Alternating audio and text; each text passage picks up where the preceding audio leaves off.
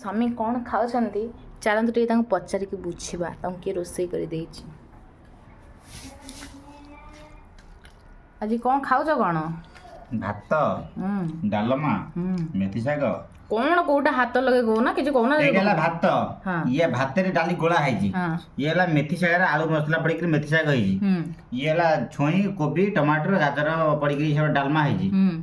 ଆଉ ଇଏ ହେଲା ଦହି ବାଇଗଣ, ଇଏ ହେଲା ବନ୍ଧାକୋବି ଟମାଟର ପଡ଼ିକିରି ଛେଚା ହେଇ ଚକାଚକଡ଼ି ହେଇଛି। ତ ଫୁଲ୍ ପ୍ରିପାରେସନ୍ଟା କେମିତି ଲାଗିଲା?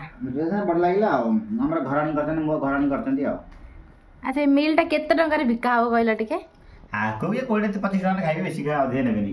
ତାହେଲେ ମୁଁ ତୁମକୁ 20-25 ଟଙ୍କା ଦେଉଛି, ଯା ବାହାରେ ଖାଇଦେଇ ଆସିବ। ମିଳିବ ତାମିଲନାଡୁ ଖାଦ୍ୟ ଖାଲି ସମ୍ବର ଫମ୍ବର ଖାଦ୍ୟ ଖାଲି। ଆଚ୍ଛା ଖାଇବାଟା ଖଟା ପାଣି ଖାଇବାଟା କେମିତି ଲାଗିଲା କେମିତି?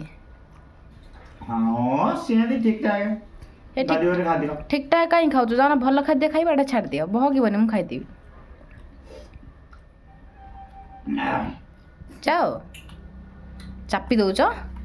ଦହିବଟା ଭଲ ଲାଗିଛି, ସବୁ ଭଲ ଲାଗିଛି, ଠିକ୍ ଆଉ କମ୍ ନୁହଁ। Okay thank you. ପ୍ରଶଂସା ନ କରିକି ମୁଁ ଥ୍ୟାଙ୍କ ୟୁ କହୁଛି। ପ୍ରଶଂସା ମୁଁ କ'ଣ ଦେବି ନା, ନିଜ ଲୋକକୁ ପ୍ରଶଂସା ଦେବା ଦରକାର ନାହିଁ, ଖାଲି ଭଲ ପାଇବା ଦରକାର।